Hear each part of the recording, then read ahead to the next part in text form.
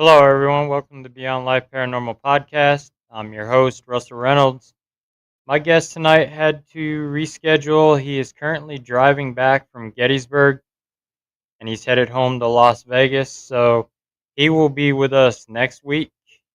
Um, so tonight we're going to talk about something a little different. It's actually one of my cousins, Ed and Lorraine Warren's cases that we're going to talk about tonight. But before we get into that, just want to quick plug an event. Um, Come see us December 6th in Sandusky, Ohio at the Holiday Magic and Paranormal and Craft Bazaar. My dad and I are the VIP guests. We guest speak at 1 o'clock p.m. Um, there is also a paranormal investigation afterwards led by us. So there's your chance to come out and investigate with us.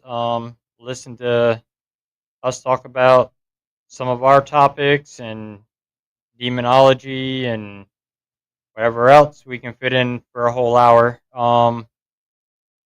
It's also this Paracon is also to help the needy families. So if you have any items you wish to donate, like gloves, coats, clothes, they are accepting them as donations. So you can bring them out and donate. Tickets are $25. You get the VIP passes if you want early access. That will get you in at 9:30, a half hour before the Paracon starts. That gives you access to all the vendors, all the VIP guests. So be sure to check that out. And it's December 6th in Sandusky, Ohio. Um, so come on out, see us, show us all support. There'll be podcasters there, paranormal investigators, all sorts of vendors, readers, all be out there. So be sure to come on out and check it out.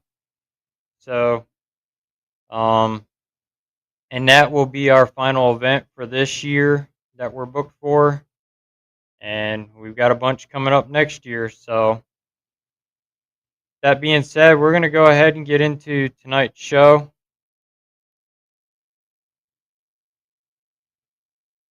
Get the tickets get. You would have to reach out to Jen on that one.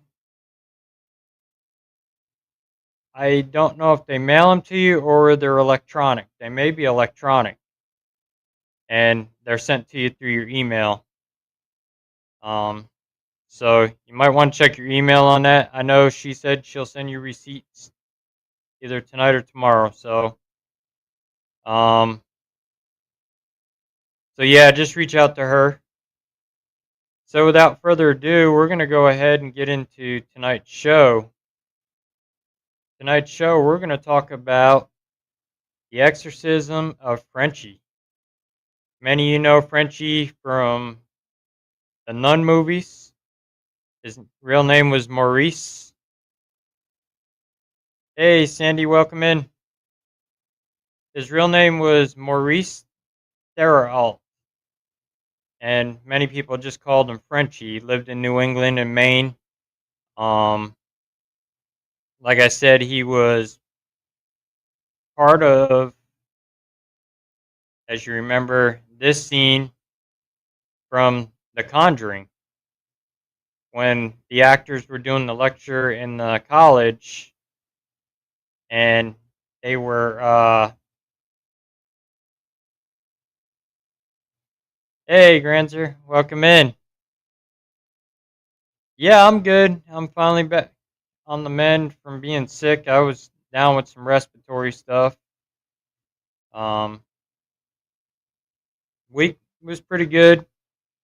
But this was a scene from The Conjuring, which many of you remember Maurice as Maurice from the Nun movies.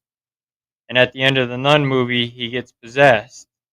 And then in the Conjuring movie, when they're lecturing, you see the exorcism of Maurice. Well, that exorcism really did happen.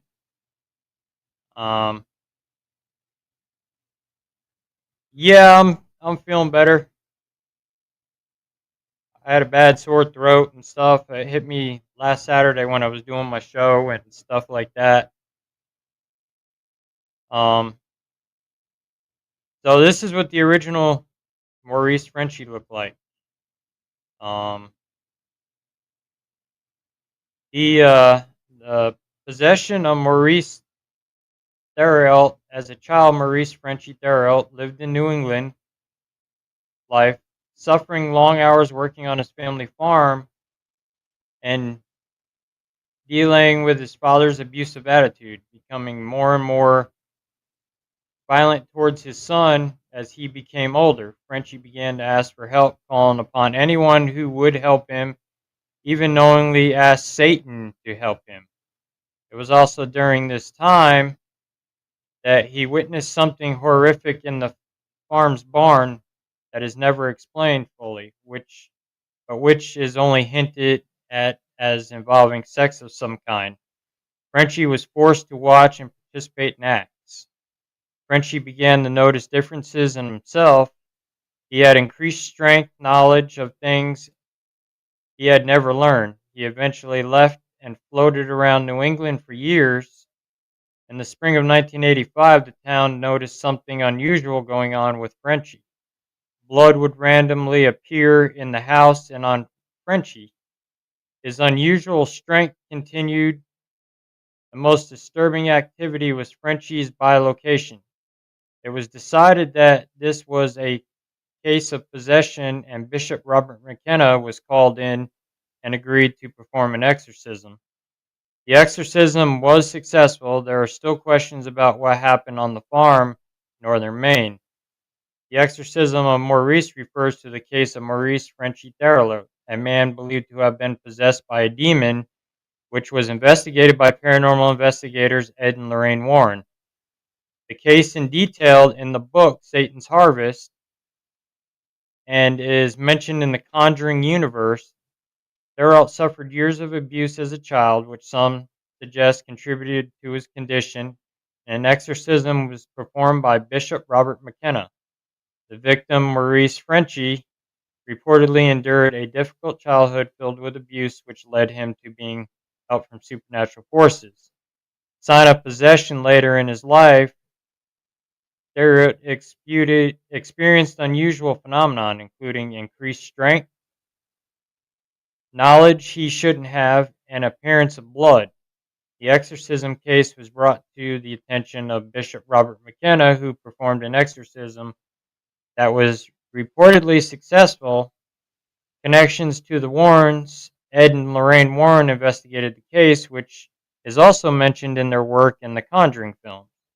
Alternative explanations: some speculate that an undiagnosed mental illness rather than demonic possession could be the cause of Theriault's condition. The Warrens maintain the possession of farmer Maurice Theriault was frighteningly real.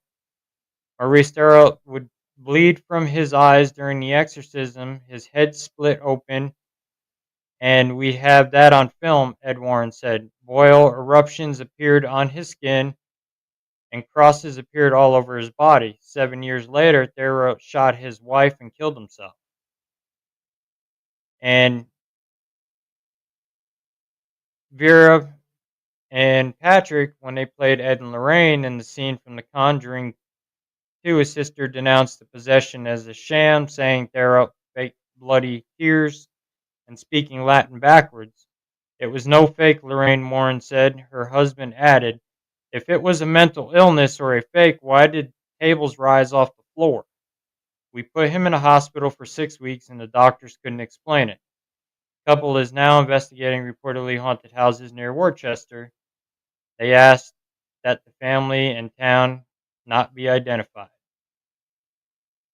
And so this was real events. You can see some of the stuff on YouTube. This was actually Frenchie and his wife, and newspaper articles. And as you can tell, there by looking at him, there's something that's not right about this man. Um, and when you start asking diabolical forces for help, they're going to come calling. And when it comes calling, it always ends up bad. It's never good to play with that darker stuff. Over on Portal with Brent Thomas, his podcast section, season 4, episode 29, Blessings and Curses, Father Mike Driscoll, Brent did an interview with that priest, maybe 2 to 3 interviews, solid stuff. Yeah, Bishop McKenna he's legit and he's good at what he does. I can definitely say that. I know Bishop Robert McKenna as well. I follow a lot of his work as well. Um, and this is the actual book that case is in of Ed and Lorraine. Um, and it's also got the stuff from the Conjuring in it as well. Awesome book. Definitely check it out on Amazon. Um, I do actually have a video clip of this exorcism. Um, Exorcism would be the first ever recorded on videotape. A tape that shows Maurice's face changing from this to this. Theriault's skin seems to bubble. A deep crack has opened on his forehead. There's a split on the left side of the head, which widens, opens up. The eyes look like a serpent. How many are you? All of a sudden, his eyes rolled up in his head, and his head went down. He collapsed, and within a few minutes, he came to. Station song for the finals. And the exorcism would be the first ever.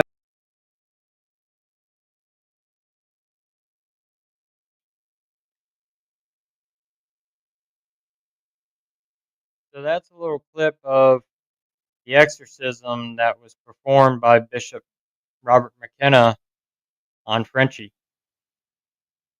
And speaking of the demonic, do you think that Notre Senora de la Santa Muerte, Our Lady of Holy Death, is demonic? I mean, yeah, it's a possibility. I mean, I haven't really dived into that, but I'd definitely be willing to research that and learn about that. I mean, when you play with the dark occult stuff, chances are you're gonna get something darker out of it. Whether it probably be a demonic force that comes out. I mean, if you're going in playing with stuff with bad intentions, it's always gonna come back to bite you. You go in with bad intentions, you're gonna get the bad intentions. I mean, when you make a deal with the devil, he's definitely gonna come collect his dues, and he's gonna come calling. Um, that's why they urge not to play with the occult stuff. And my cousins Ed and Lorraine, they always preached upon that in their lectures because nothing ever comes good about it. Any of the bad cases I've done has either dealt with occult practices, it's dealt with tarot cards, Ouija boards. Russell, what is the saying? Yeah, exactly. You play with the bull, you get the horns. Exactly right. And I mean, you don't necessarily have to play with the demonic and stuff to get it to come out. I mean, you got to understand one thing: your demonic entities were never living. They never once walked this earth. They are falling angels from God. So they were expelled out of heaven for doing bad things. So them demonic entities lay in dormant. They can lay in dormant for years. And this is stuff I've learned from researching Ed and Lorraine and listening to my family. um, and talking with them, and I've learned a lot about it, especially talking to John Zaffis, my cousin, Tony Spera, that, and even Chris McKinnell, my other cousin that runs the Warren's Legacy Foundation. He was present for that exorcism of Maurice. He was assistant for Bishop McKenna during that exorcism, and so. But I mean, your demonic forces, they don't have to listen to you. Um, they don't have to do what you say, and they know everything about you. I mean, you could have your name changed, and they know it. So, also one theory with Alistair Crowley was when he summoned the demon Chronozon, was that it possessed him and he didn't contain it like they thought. Your takes on this study? See, and doing that, inviting it into your body, summoning demons, doesn't end up good because, especially in this case, that's why he got possessed. If you have any inkling, weakling stuff in your body, say you have a disability or something like that, or you have past negative trauma with drugs, alcohol, anything like that, you're an easy prey for stuff like that. They are gonna they are gonna come to you, and that's even like playing with a Ouija board. If your intentions are not good, you don't know what you're doing, you can let something dark in there. You open that door, and you don't know. Maybe you're opening that door, especially as kids. I mean, Hasbro sold them as kids back in the stores, and the kids played with them, and parents found out, and they didn't want that in their house, and they take it and they get rid of it. Well, the door's already open, and then all of a sudden you're dealing with something that came through that door for the rest of your life because it didn't get put back where it came from. And I had a nightmare 2 days ago about a demon following me, and it was really creepy, really dark. Russell, if you recall, Mr. Crowley, he did what maybe some of us wondered, going out in the middle of nowhere and trying to summon something to see what might come out. Yeah, that's just asinine doing that just to see what you see. You don't do that, especially with darker demonic stuff. You don't want to mess with that stuff like that. I mean, them things can hurt you. They can kill you. I mean, look at Frenchie here. This guy had an exorcism. He came out, shot his wife, and killed himself. I mean, and he was just a farmer. So, and I mean, many of the cases that we've done has dealt with past trauma, history of drugs, violence back in their past lives, and or they play with the occult stuff. One case which you'll be able to read in my book when it comes out is a guy that was playing with the occult stuff. He was researching it on the internet. He was doing spells and all kinds of stuff in his house, and he conjured up 3 demonic entities in his home. And on the spirit box, those demonic entities were laughing at us. They were chanting in Latin. They were mocking religious music.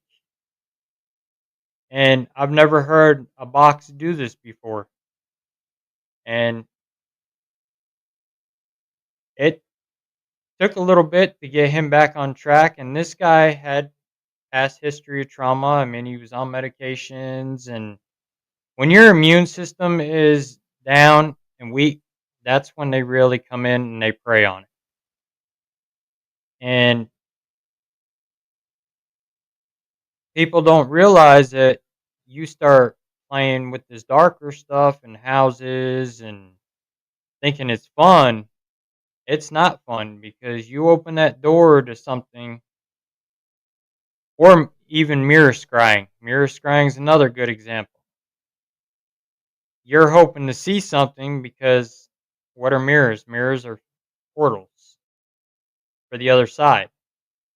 So you're letting everything, you're mirror scrying because you're hoping to see your face change to something else. And the demonic entities, I heard them tell researchers, they say, you don't have power over us. And demonic replies, oh, you keep thinking that. Oh, okay. And when some invokes God or Jesus. Yeah, exactly. That's why your demonic entities knock in threes, scratch in threes. They mock the Father, the Son, the Holy Spirit. They mock the Holy Trinity. Um, and you have to have a strong faith to deal with the demonic. Like Bishop Rita Stragler told me, when you are a light worker and you deal with this stuff, they've got your wanted poster in hell. And like my cousin Lorraine Warren always says, it takes a little piece out of you every time, and it does.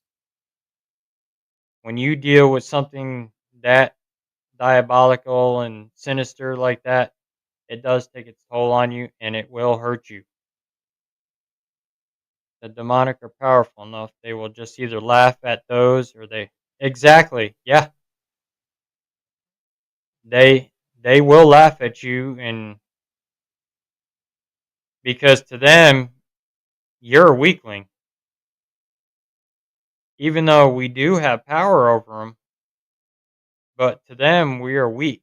That's why you have to have a strong faith in God, strong protection, strong will, that when you do it, they're not going to get you.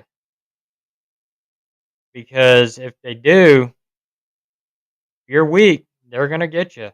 You're going to take that attachment home with you. And then it's going to wreak havoc on your life. And I mean, I've seen people's eyes roll in the back of their heads, upside down crosses get scratched in them. People levitate. It's not a pretty sight when that happens. I mean, you seriously see what people can do when they're under demonic possession. Um, my mentors tell me all the time, Sister Farah and Father Bob, about it, and they tell me some of the stuff they do, especially Farah. Farah's out there assisting in exorcisms right now to this day. She works for the diocese office, and they're going out doing exorcisms right now. She's told me she's working some pretty bad cases right now. The one demonic had said, you can't measure your faith, so you think you are strong, and when you are not, if I came at you 99% of you'd run. So much for faith. Yeah, exactly. And that's showing it fear and showing it weakness. And that's what they feed off of. They feed off the fear and weakness of others. And they're the perfect manipulators, perfect liars. They'll disguise themselves as a loved one just so you let it in and you invite it. Here you're thinking you're talking to a dead relative and you're actually not. Which is true if these researchers got attacked by demons, but in the physical force too, we'd all run. We can't stand there and take it. Exactly. I mean, it's not fun getting thrown or scratched by one. And I mean, I've been thrown into a door. I've been scratched, and it's not fun. And when you're out dealing with them, they're giving you that warning, like you better back off, or it's going to be even worse. For someone like us that are actually out there helping people dealing with that, we can't back off because that's what we're there for. We're there to get rid of it and send it back where it came from and protect that family, especially if they got kids, because kids are your perfect targets for the demonic entities. It's like your dolls. Your dolls are perfect vessels for a demonic entity to hide in because a doll's inviting, it's warm, it's friendly. What are you going to want to do to a doll? You're going to want to take it and hold it up to your chest and mix with your heart chakra, and then there you go. You got your perfect attachment. That's why Amish, as you probably heard me say this before, in your Amish culture, their dolls don't have faces because they believe in their Christian religion that if a doll has eyes and a face, you are looking into the eyes of the devil. Imagine getting scratched all over your body and like every few minutes. Who has the faith to stand that? That's why I often worry about these researchers and never know what they're dealing with. Yeah, exactly. I mean, like Frenchie here. Again, he was stuff was getting carved into his body under his shirt. He was bleeding from his eyes when they were doing the exorcism, and then his forehead split open, and he was getting these type of boils on him that were bursting when they were doing the exorcism on him. So, and I mean, some of these YouTubers that go out there and they're saying they've got, oh, I confronted a demon, or I've got scratched by a demon, or this and that they're doing it for views. I mean, what are you going to do if you actually run into an actual demon? I guarantee you're going to run out of there. Russell Father Mike Driscoll has said he has gotten spiritual attacks via fake phone calls. Oh, yeah, they can manipulate electronics. Wade Kirby Nesper, him and I were actually talking about that. They do manipulate electronics. And there's a couple times that I've been guests on podcasts and I got talking about the demonic stuff, and my microphone would cut out because they don't want to be exposed. And so, yeah, they'll mess with phones, they'll mess with computers, any electronics. Bad name thrown at them or sound that is creepy so that the demons can use electronics and technology. Yeah, they can. They've upped their game. That's why even cleansings in homes, everybody's using sage for your darker stuff. It doesn't work. They'll go laying dormant somewhere because sage doesn't bother them, and they wait till the smoke clears. They wait for you to seal the house up, and then they come back out full strength again. And this time they're even more pissed off and angry at you, and they're going to wreak havoc. I think they want to be exposed, be talked about, so it stirs up curiosity. No, they don't like their true identity to be exposed. That's why they disguise themselves. So you do feed them energy and stuff like that. So, and that will seek out the curiosity because they'll disguise themselves as a regular spirit or regular ghost. So you come out to investigate it, and then you start doing your spirit box sessions, your EVP sessions, your Ouija boards, all your spirit communication, and then you already accepted that invite. You already invited it, and that's where you got to use the proper safety precautions when you're doing spirit communication. I mean, Ouija boards, tarot cards, table tipping, seances, um, Estes methods. You have to set that ground rule and that intention before you even do something like that. Because you open that door and you let something in, you're gonna potentially let something bad in too. That's gonna wreak havoc. Maybe not on you, maybe one of your team members, maybe a client in the house. Because 9 times out of 10, if a client's got something dark and demonic in their house, they already know who they call for help and who's coming out, what kind of vehicle they drive. They know that investigator's birthday, the investigator's whole life history. And the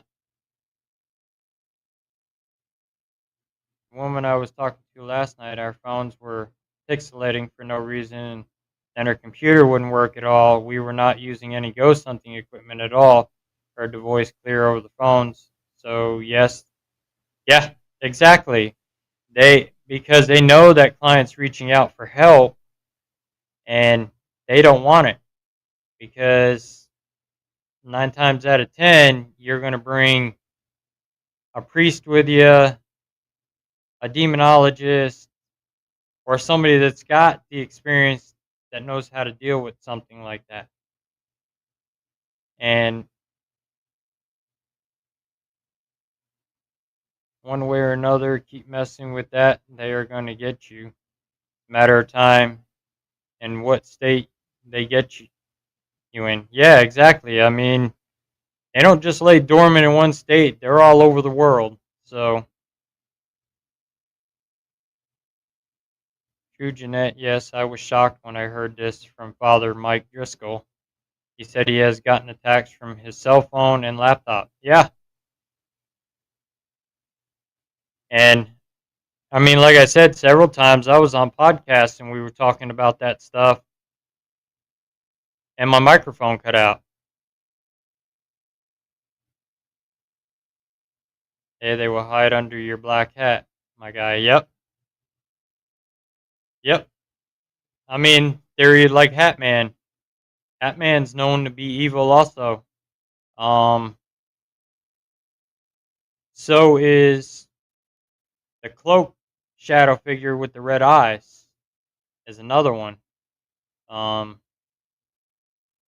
and I mean, like Annabelle, everybody says, "Oh, Annabelle's just bullshit," and that it's a story from the Twilight Zone.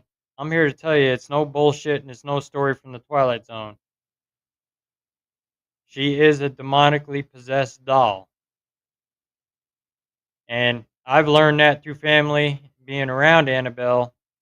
She's already hurt several people, so that is no story that's made up. And Dan's one of them. After he moved her for the first time into that case, he got in a car accident. A priest got in a car accident because of her. So, again, dolls are vessels for your demonic entities. And I know I'm probably going to catch some vulgar comments about me talking about Ed and Lorraine, and I'm going to tell you right now, and this is one warning: if you post any vulgar comments about my cousins or Annabelle, you will be kicked out of the chat, or you will be kicked out of my lives. So let that be a warning. Do not come to me with vulgar comments. It's just a discussion. Um, if you got opinions about the Warrens, you don't like them, keep them on your own page. Don't bring them to mine. So, same offline. If you watch this offline and you post them on my YouTube or my Facebooks, don't, because you will be blocked and banned. So, I'm done listening to people trash my cousins, and so Russell, I heard on the podcast, where did the road go with Sierra? where one person said they put a card with Annabelle's doll that claim they are possessed, but they are not.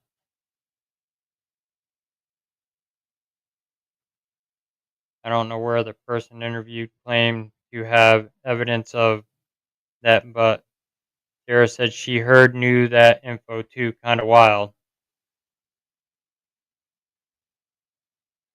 Annabelle is a possessed doll. Um, I mean, there's plenty of pictures that has captured her moving another set of eyes looking at him from inside her case. Um, I mean, there's one picture in Gettysburg you can see where her hands were like this. Next picture, her hands were separated. So, um, and I mean,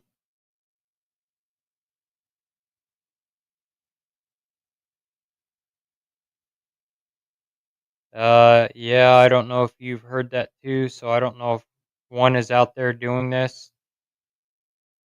Probably, there's a lot of them. I've seen a few posts where people saying, "Oh, they own the Annabelle doll," and there's only one Annabelle doll, and that's in the Warrens Occult Museum. Yeah, exactly. They're conduits, and they're vessels for demonic. Like Ed Warren said, God does not let a child inhabit a doll. So there is no child spirit in Annabelle. It's just a darker. And when you put energy into something, the energy goes into that. Paranormal Nightmare TV. Foreman Brothers did a research on Annabelle doll, and then out in that museum, they came to the conclusion that it is possessed. Yeah, it is. It is. It is a possessed doll. Shadow doll is too. The Sandy Hook idol. Even my dolls that are in the Warrens Occult Museum are the same. They're demonic vessels.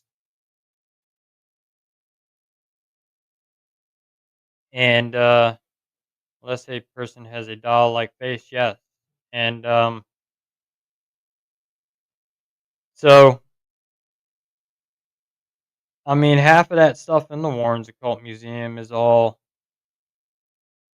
dark and demonic stuff.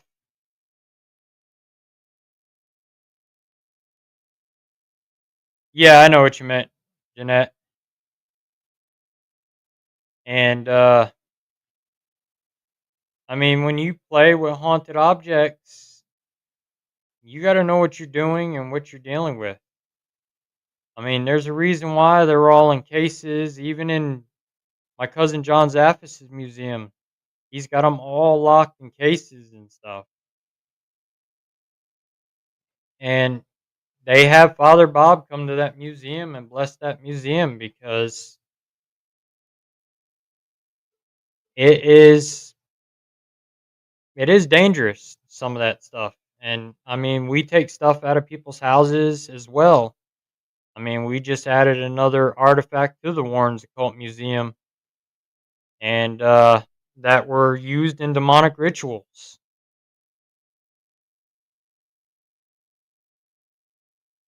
So, Russell, who is going after your cousins and why?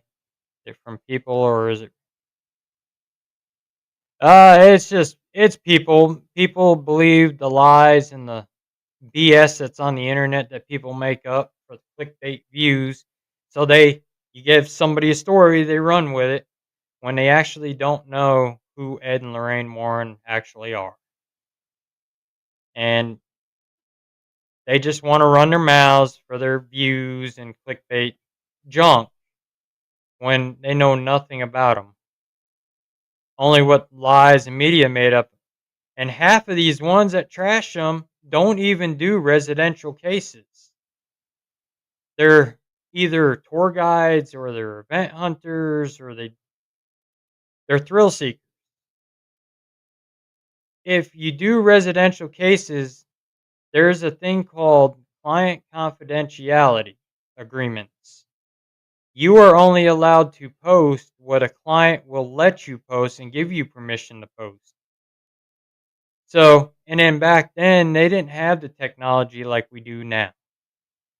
And so, when you're not allowed to post everything for it, of course it's going to make you look bad because all the whole story is not there. There's just bits and pieces because of the confidentiality agreements. And a lot of people don't realize that. Even when we do residential, we got client confidentiality agreements that we are not allowed to post anything. We're not allowed to disclose addresses, names, locations, video. Sometimes our clients won't let us even go live from a location. And I'm tired of seeing the crap about Ed being a bus driver story. I've reported a few of them. Yeah, I know. Exactly. He was never a bus driver. When Ed was younger, he was a porter in a movie theater, and that's how he met Lorraine. They went to the movies. And you can see that whole interview with Lorraine about it. And here, Ed is a veteran. He fought for this country. He was at war for this country, and he almost died for this country. If it wasn't, if Ed died that day out there in the ocean, there wouldn't be no Ed and Lorraine Warren. We wouldn't be doing this today. So he was out there in that freezing cold water trying to survive and keep his fellow seamen alive. And the other rumors about him being a pedophile, that's not true either. They did not have a girl living in the basement.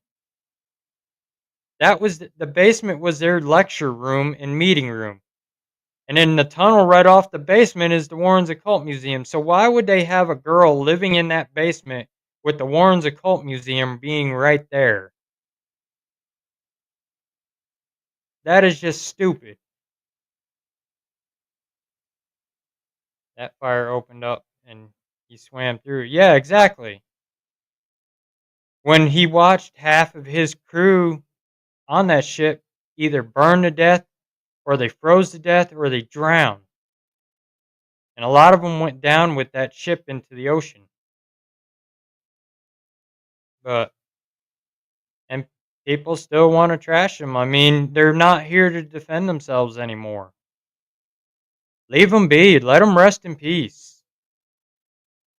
But like I tell people all the time, their legacy is still going strong because they got family like us that are going to continue to carry their work and follow in their footsteps. And that's what we're all doing. You may not like them, but you need to respect them because if it wasn't for them, we wouldn't be doing what we are today. They are the pioneers, and I will continue to defend my family and support my family. I don't care what anybody says. So, and that's like if you watch one of the Seekers of the Supernatural episodes, they talk about Amityville. Ed offered a $3,000 to anybody that could come to him and prove that Amityville was a hoax. And nobody owned up to it. Nobody came forward. But now that he's gone and Lorraine's gone, now Amityville's all a hoax. And that picture of that little boy, everybody says Ed and Lorraine caught that. They didn't. That was a news reporter that caught that. So it's just crazy what people say, and people just do it for the fame and clickbaits. There was another guy I got into it with yesterday about it, and he couldn't prove to me facts that Ed and Lorraine were hoaxes and none of that. So, and that's the thing. Nobody can prove it other than what people post on the internet about it. And so, like I said, I'm going to defend my family. That's my family. That's my legacy. That's my bloodline. And I'm going to continue to keep doing what I'm doing. And it's the same with my cousins Keith and Carl, too. People trash them, too, and I'll defend them, too. Those are the most genuine guys you ever want to meet, Keith and Carl are. And so my girlfriend's mother was with them in Amityville, and they were in a motor vehicle accident when they left. Yeah, see, exactly. And a lot of people don't realize that. They don't look at it that way. They look at it, oh, they're just faking everything. It's Amityville's a hoax. The Conjuring's a hoax. The Haunting in Connecticut's a hoax. All kinds of stuff. The Smurl case, same thing. I mean, the ones that are saying it were never there. So how do they know it's fake? They weren't there to experience it. They just want to shoot their mouths off. And it's the same with Annabelle. They were never there to see Annabelle, just what they believe on the internet. It's again, you plant that psychological mind seed in somebody's mind and they're going to run with it. They're going to believe it. And that's all it is to it, is what they're doing now. And I mean, we don't buy into it either. I mean, like I said, if there's any vulgar comments that come in after this live or during the live, you will be banned, because us family of the Warrens are done dealing with the junk. So we're just going to continue what we're doing, carrying their legacy and carrying their life's work. So, and no, I never did get to meet Ed and Lorraine Warren. They passed away before I found out I was related to them. But Lorraine and I have been friends on Facebook since Ed passed away in 2006.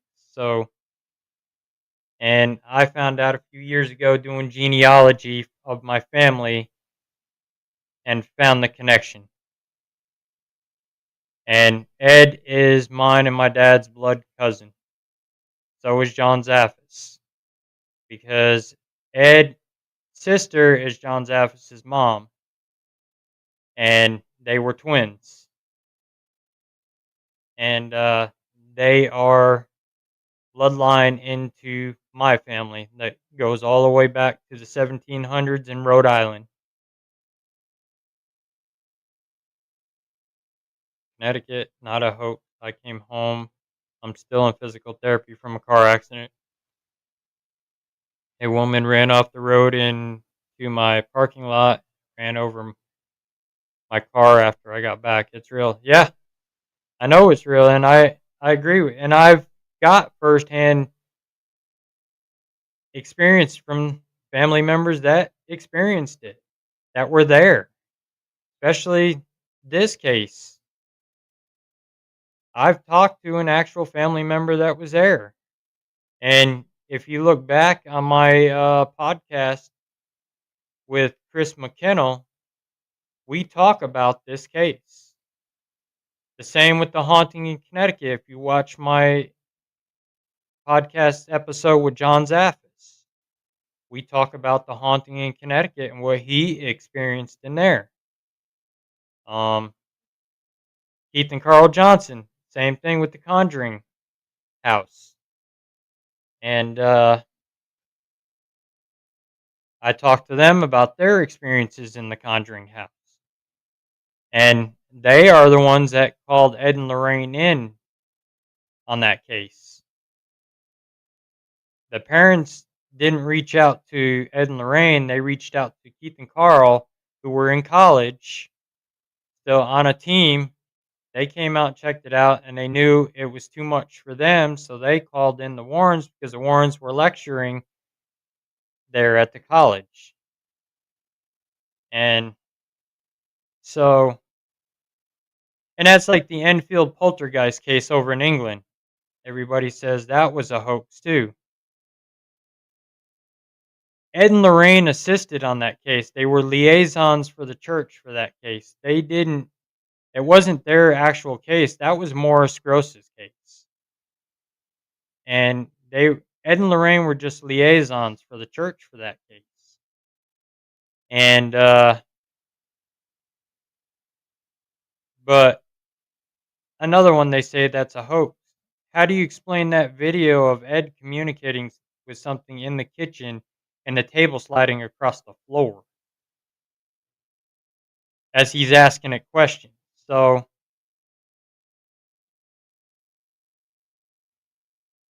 Enfield, March 20. Accident was in May in Connecticut. Yeah, I'm talking about the Enfield poltergeist out in England that was based off the movie The Conjuring 2. Um, but I mean, yeah, the demonic they'll make you have car accidents. They'll mess with your life pretty bad.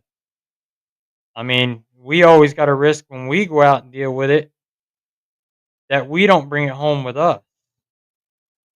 And I mean, it can attach to our equipment, it can attach to our cars,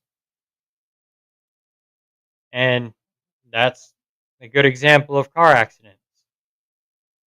Like that priest when he challenged Annabelle and he was on his way home and he seen a flash of white light and seen Annabelle and slammed into a tree.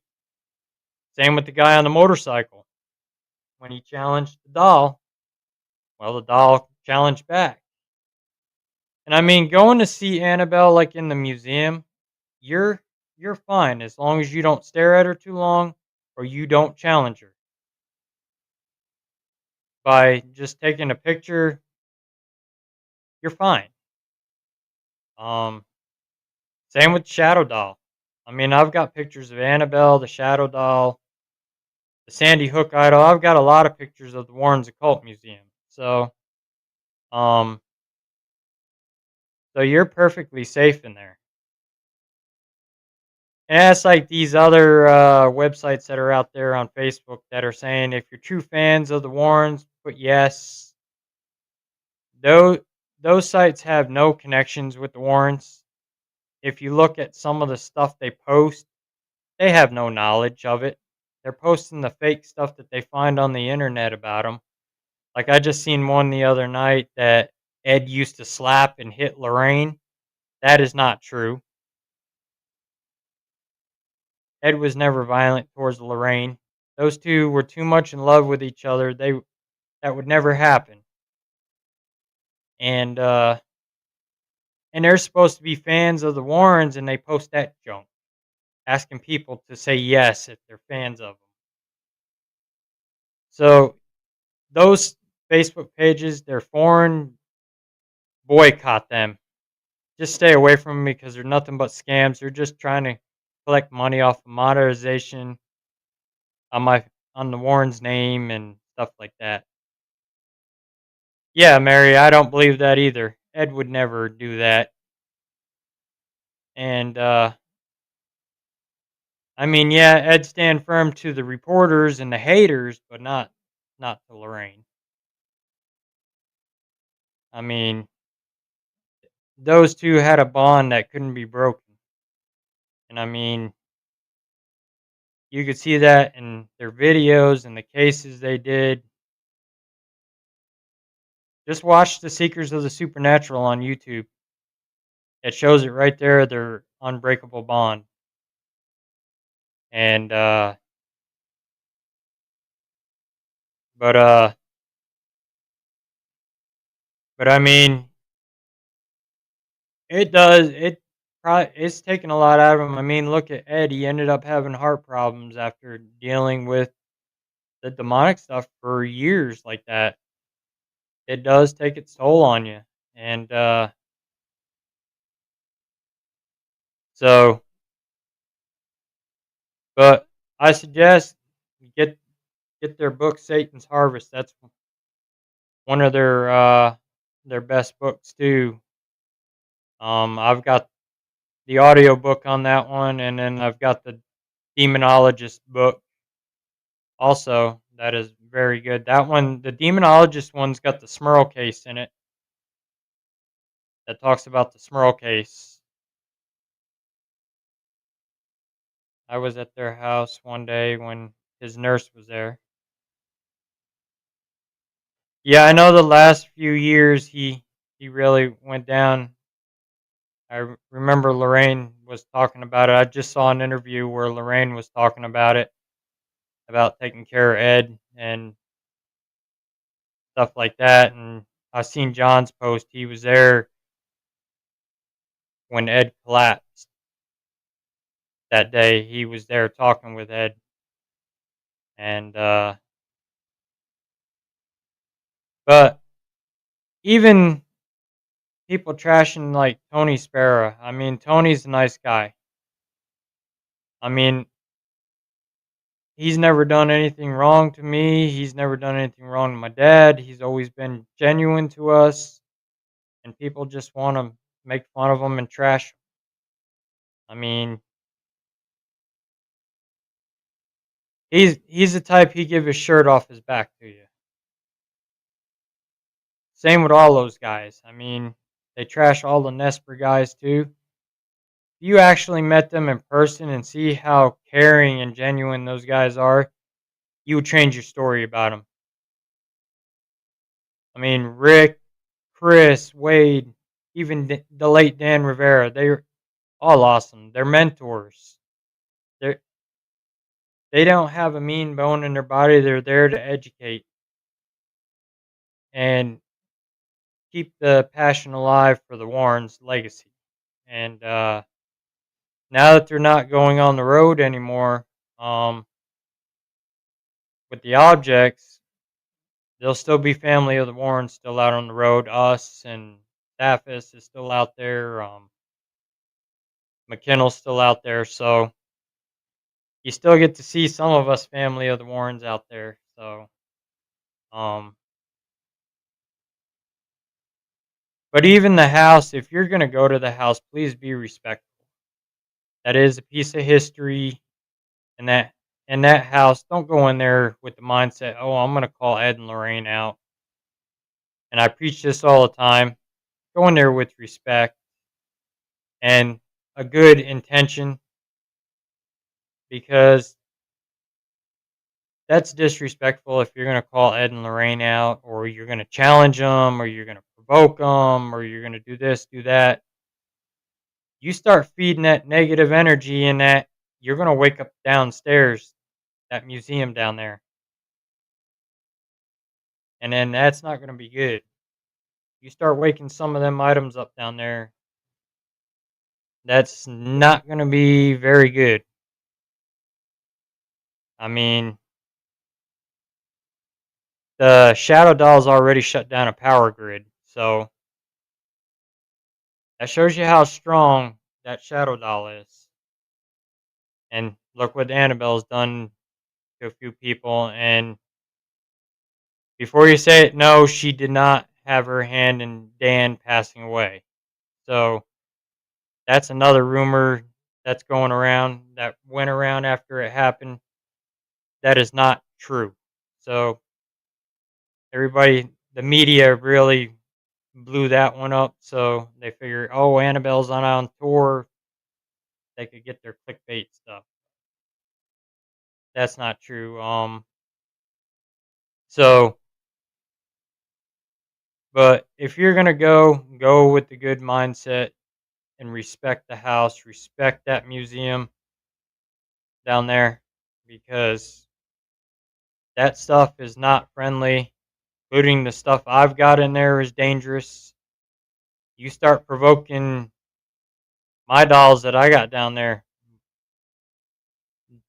trust me, they're gonna wreak havoc. So they're not they're not friendly. Those dolls aren't either, and they're all confirmed demonic. Those dolls are, and those dolls were picked up at a location of a blind woman, and she got these dolls at a thrift store, and she could only see shapes and bright lights, and that's it. And this thing was actually making her see the dark entity in that house. And So those dolls were removed and all activity stopped. So,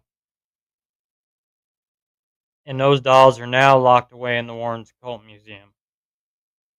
They were taken out last year, given the Nesper at the Warrens Paracon in Gettysburg. I had them bound to a case, blessed, so they couldn't escape or wreak havoc, and we didn't even acknowledge them on the way out.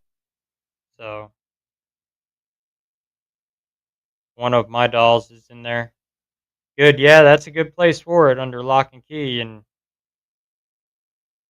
I've also got stuff in John Zaffis' museum as well, haunted mask. So um,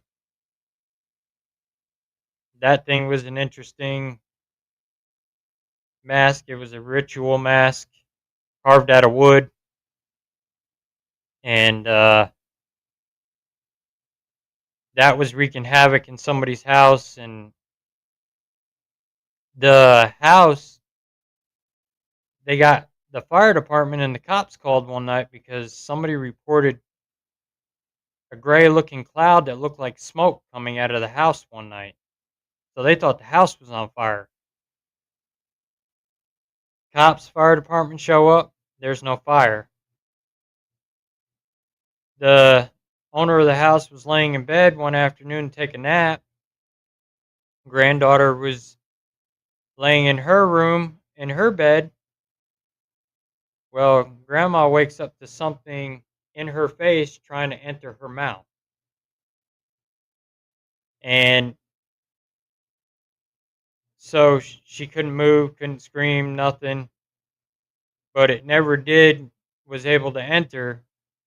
And then granddaughter got up looking for grandma and seen somebody that looked like grandma going out the front door, and grandma was still laying in bed. So, and once that mask got taken out of there, all activity stopped in her home. So, and that mask, like I said, is sitting in John Zaffis' museum right now.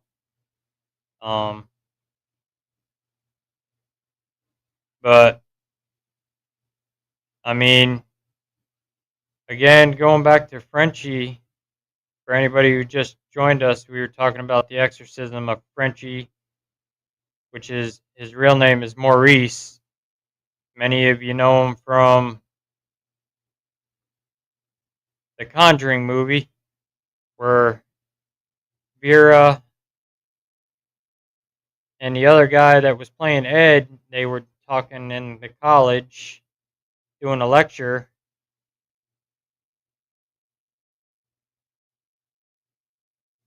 And so they show the exorcism, like a remake of it for the movie, but that was the actual exorcism of Frenchie. Any concern with Matt Rife now leasing it? No, because Nesper is still fully involved. If you go and investigate the museum, you're going to be supervised by Nesper. So they will be there anytime you investigate the museum. And so you're not going to be turned loose in that museum by yourself because of how dangerous those items are. And they want to make sure that you're being respectful and you're not challenging anything in there. So, and they're only leasing it for 5 years, which next year they are going to be housed in a bigger museum. So eventually they won't be on the property anymore. They'll all be in a big Warren's Occult Museum that you can actually go and visit and get an actual tour of the museum of all the artifacts that will have all the Warren's legacy in it. Which I'm excited for that, to be able to go out there and see the new museum that they're doing, and my items will be on display in there as well. So with us, we're part of the Warren's Occult Museum. So I gave Jimmy Penanito a leather jacket. It's got strange story. It needed to be locked up. Yeah, Jimmy's another good one that's able to handle those items too because he was trained by Ed and Lorraine. He worked with Ed and Lorraine. Rick Clark's another good one that worked with Ed and Lorraine. He's an original Nesper member and he's back on Nesper. So you'll be seeing him at the house when you investigate.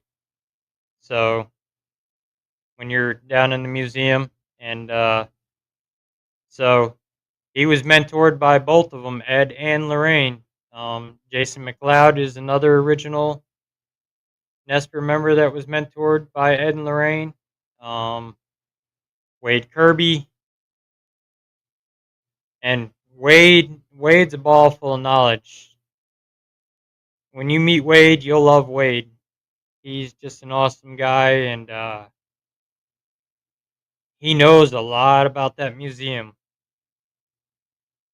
And just listening to him lecture in that museum is actually neat on all the knowledge he knows about everything in that Warren's Occult Museum. So, and I actually got to help him at the Warren's Paracon for a little bit museum. So, and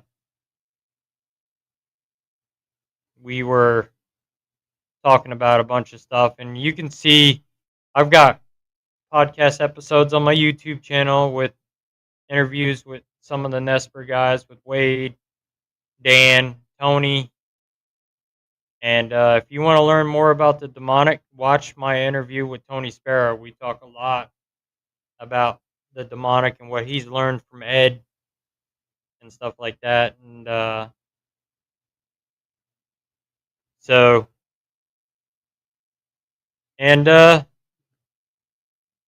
just keep watching and keep supporting. I mean, us Warren supporters outnumber the haters. So, um, and if you see the vulgar comments out there, don't pay attention to it. They just want to run their mouth. They figure they're going to get themselves famous and views for it, which they're not. Um, Half of them they don't even know who Ed and Lorraine Warren are as a person, or just what they want to build up and make up. I mean, people talk shit on me too for being related to them. I had somebody message me about it, and so I just block them. That's all you do. Boycott those fake Ed and Lorraine Warren pages out there. They're garbage. Yeah, I know, Sandy. It's hard, especially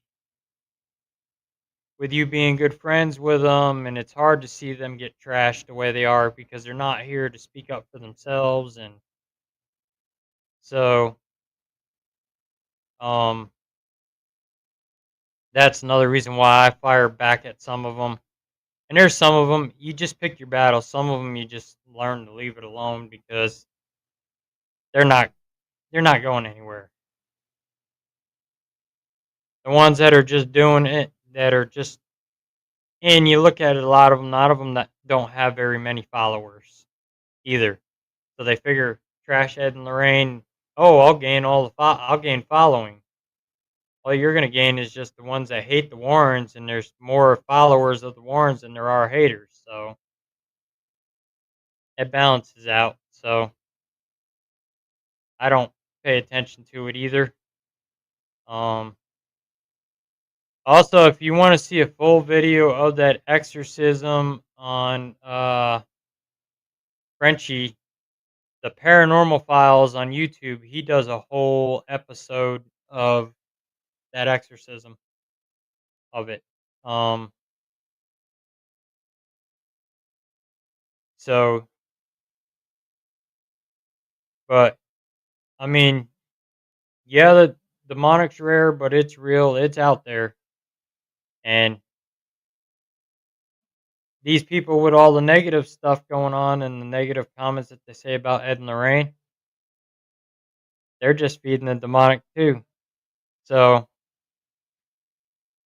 and the thrill seekers that are going out into these locations and not doing background history of it or anything like that, you don't know what you're walking into.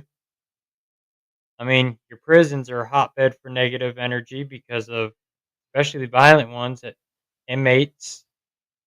So you've got a lot of dark history and a lot of locations that feed that darker stuff. So, but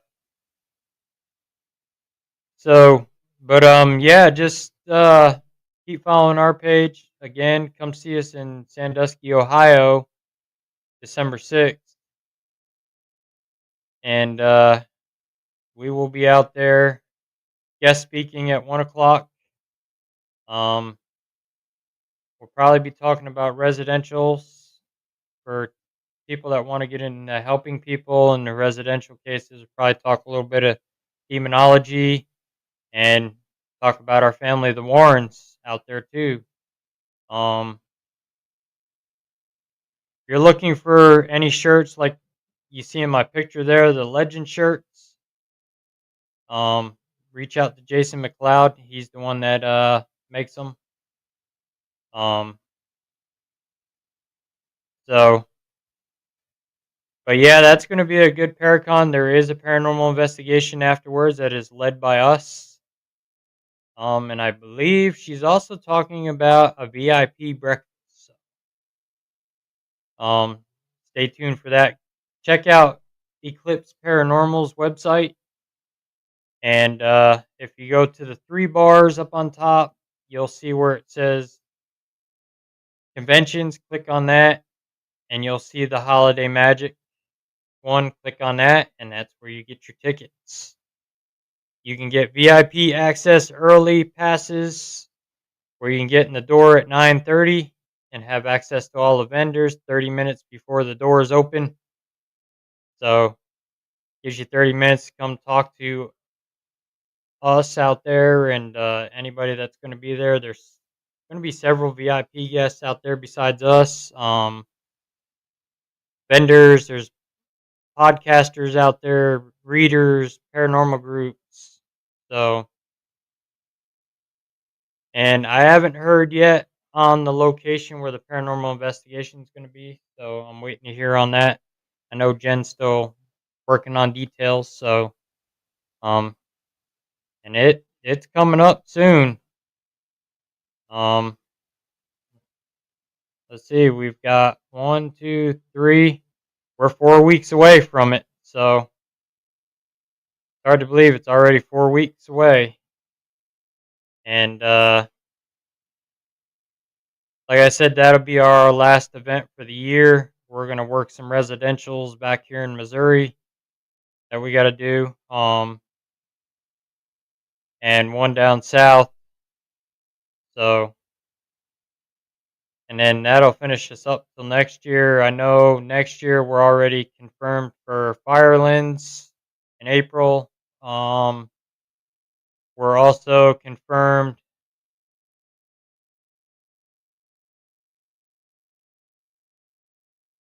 Who was the surprise guest? I don't know. I haven't heard yet. So, but I know we're gonna be at Firelands in April again, and then I know we're gonna be headed to Connecticut next year, to go see family, and I know we're planning a trip to Tennessee next year as well to go to the Ura Shrine. Um,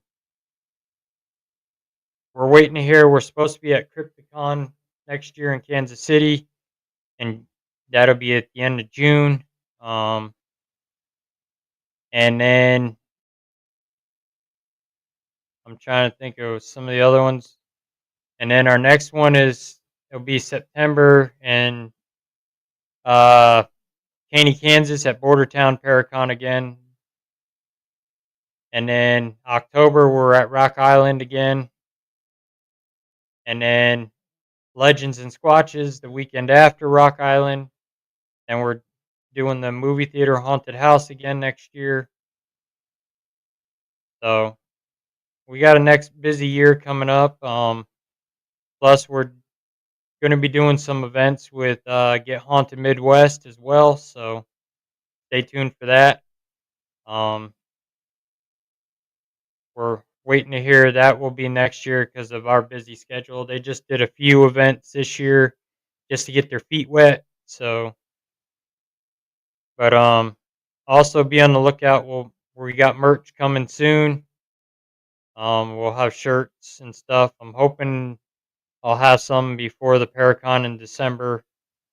We'll also have pictures as well. So if you want a picture of us autographed,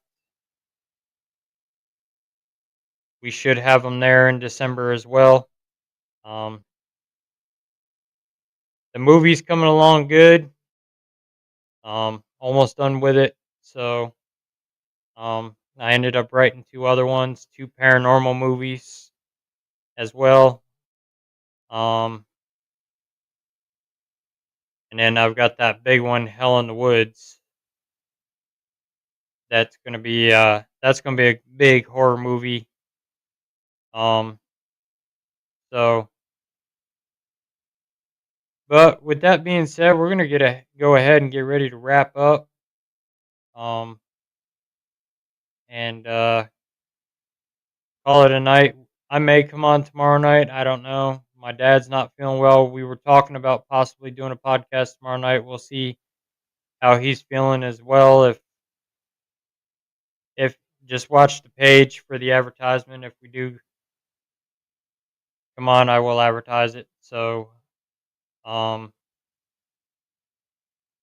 so with that being said, we're gonna go ahead and wrap it up for the night. And if you're being bullied in the paranormal field, you do have a voice. Nobody's better than anybody in this field. We're all the same. We're all after the common goal to find the existence of life after death.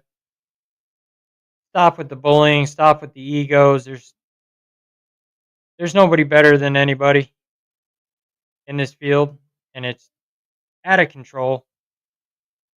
Um, just because you investigate a different way, it's nobody's